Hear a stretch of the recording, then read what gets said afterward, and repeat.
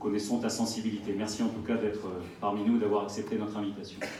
Merci Monsieur le Président, merci aux autorités, aux responsables qui m'ont adressé l'invitation.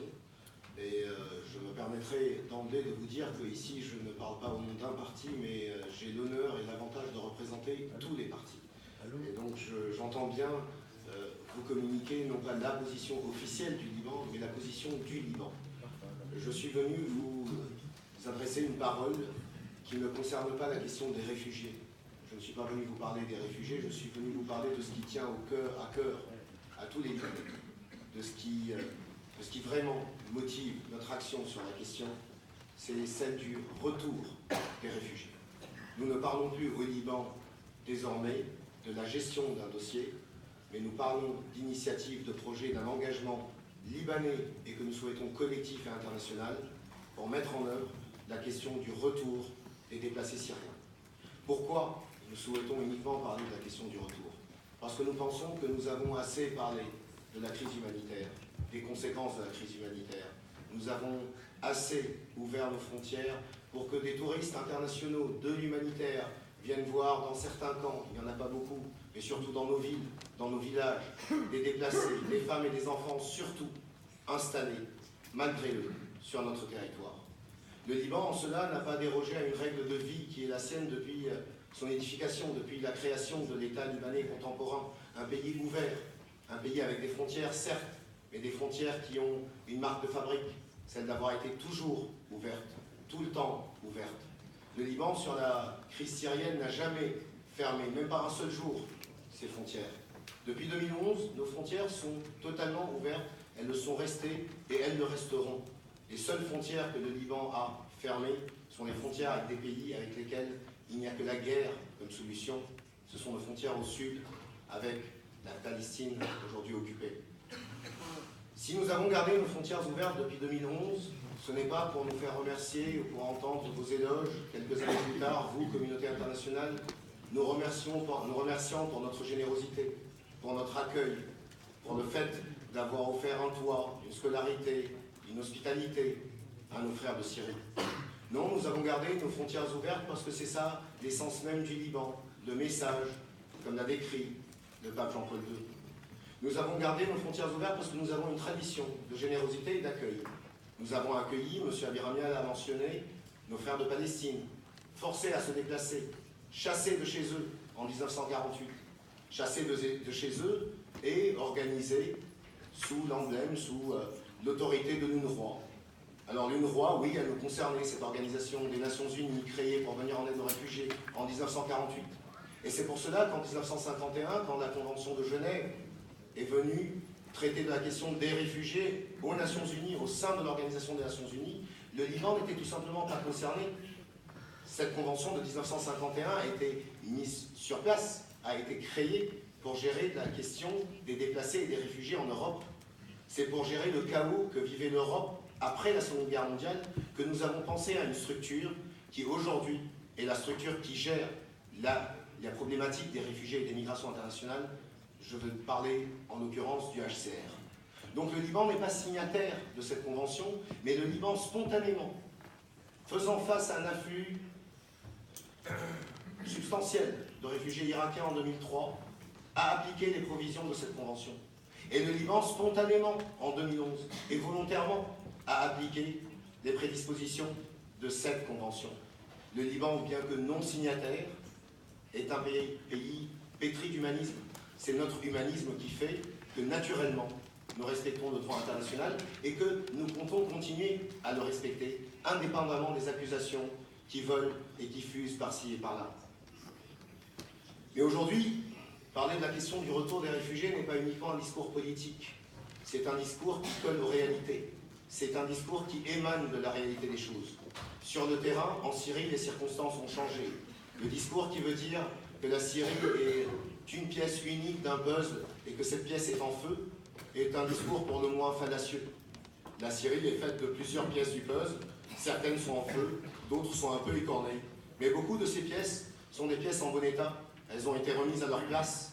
Ce sont des provinces qui désormais connaissent une certaine stabilité, une relative décrue des actes de violence Ce sont des provinces qui ont connu une guerre et qui, en ce moment, sont en train de connaître un temps de paix et de calme. Ce sont de ces provinces-là que nous parlons quand nous parlons du retour des réfugiés dans des zones stables de Syrie. Des zones stables qui n'ont pas vécu, durant les derniers mois, des mouvements de leur ligne de front. Je vous parle en connaissance de cause, ayant moi-même grandi dans un pays en guerre, dans un pays déchiré par des lignes de front. Eh bien, une fois que certaines de ces lignes étaient sanctuarisées, la vie continuait, bon gré, mal gré, de l'autre côté. C'est de cela que nous parlons quand nous disons que les réfugiés doivent rentrer chez eux dans leur pays, mais non pas chez eux si jamais chez eux est un territoire en feu, parce que nous savons très bien qu'un mauvais retour équivaut à 10 nouveaux déplacements. Nous sommes conscients de tout cela. Nous savons aussi que les circonstances ont changé parce qu'il y a des accords internationaux, des accords régionaux qui régissent certaines régions en Syrie et qui font preuve, au bout de quelques semaines et quelques mois, d'une certaine résilience, qui résiste aux accrochages quotidiens ou aux velléités des uns et des autres de perturber ces accords. Ces accords de stabilisation confirment une donne militaire aussi qui a changé en Syrie. Nous ne le disons pas parce que nous nous tenons à distance, nous ne voulons ni qualifier ni intervenir dans le régime en Syrie, nous autres Libanais. Mais nous lisons ce que la presse dit, ce que les autorités régionales et internationales disent. Nous voyons que certains ne sont pas contents du résultat militaire, que d'autres sont contents de ce résultat militaire, mais nous voyons que tout le monde est d'accord pour décrire ce résultat. Il y a une reprise en main des autorités de grands pans du territoire en Syrie. Ceci est un fait, et il faudra, quand nous sommes de vrais diplomates et de vrais hommes politiques, de vrais hommes responsables, tenir compte de ces faits pour arrêter de construire des politiques bâties sur les idéologies et les espérances. Enfin, qu'est-ce qui a encore changé? Qu'est-ce qui fait que les circonstances ont changé pour que nous puissions vous parler du retour des réfugiés? Nous disons que depuis juin 2017 jusqu'à ce jour, en l'espace de 16 mois, près de 80 000 déplacés et réfugiés syriens sont rentrés en Syrie de pays limitrophes. Près de 80 000. Nous le disons. Le HCR, M. Grandi, dit qu'ils ne sont que 20 000. Eh bien, qu'il ne soit que 1 000, ou 20 000, ou 80 000. Le fait est là. Certains déplacés et certains réfugiés sont déjà rentrés en Syrie. Alors, s'ils sont déjà rentrés en Syrie, qu'est-ce qu'on peut faire pour les aider? Qu'est-ce qu'on peut faire pour aider le Liban? On peut proposer au Liban, avec la communauté internationale, avec les autorités qui sont responsables à l'intérieur de la Syrie, on peut proposer au Liban de lui fournir une cartographie de ses retours. Car c'est notre droit de savoir si jamais les gens qui rentrent de chez nous, de leur plein gré, volontairement, sont vraiment contents là où ils rentrent. Nous devons aussi planifier non seulement notre avenir, mais le futur proche de notre pays. Alors, travailler ensemble pour nous fournir une cartographie de ces retours, c'est la première requête du Liban. La deuxième requête est celle qui concerne le discours que vous devez tenir. On ne vous demande pas, vous, pays occidentaux, vous, autorités internationales, de changer votre point de vue sur la question des migrations. Nous voyons les échos, nous voyons les conséquences que cela pose chez vous, dans votre pays, sur votre continent. Non, nous respectons votre point de vue. Nous vous demandons uniquement de changer de perspective quand vous regardez la question libanaise. Le Liban est un petit pays, presque démuni de ressources, si ce n'est nos ressources humaines. Le Liban est un pays qui a subi, en l'espace de 7 années, et plus spécifiquement en l'espace de 2 années, un afflux massif, soudain et spontané de près d'un tiers de sa population.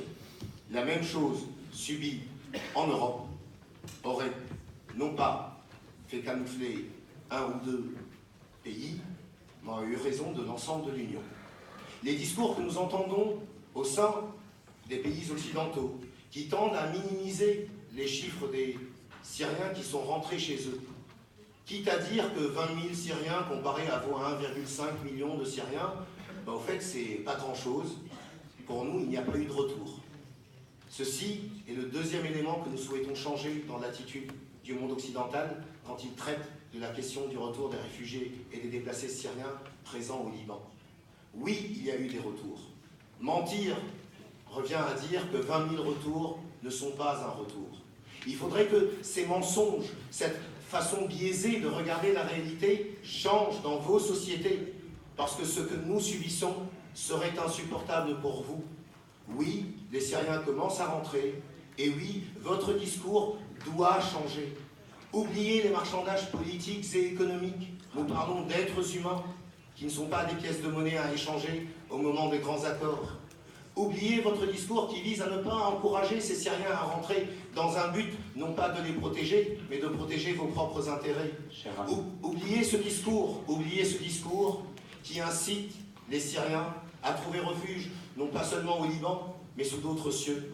Le seul refuge, la seule solution durable pour la question du déplacement massif des Syriens hors de leur territoire est leur retour en toute sécurité et en toute dignité en Syrie.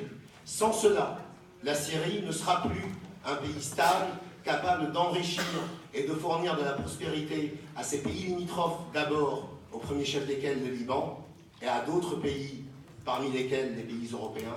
Mais plus grave encore, il y va de l'avenir de mon propre pays. Si le Liban venait à être abandonné au statu quo actuel, il y va de la stabilité du Liban, de la force du Liban comme force de proposition humaine et humanitaire internationale. Si le Liban venait à faillir, ce serait non seulement la France et l'Europe, mais le monde entier qui perdrait un exemple de tolérance. Et Dieu sait, et nous autres hommes et femmes savons que nous avons plus que jamais besoin de tolérance, d'humanisme et d'ouverture dans une région, le Moyen-Orient, qui est esclave de régimes totalitaires, exclusifs et fermés. Je vous remercie. Merci.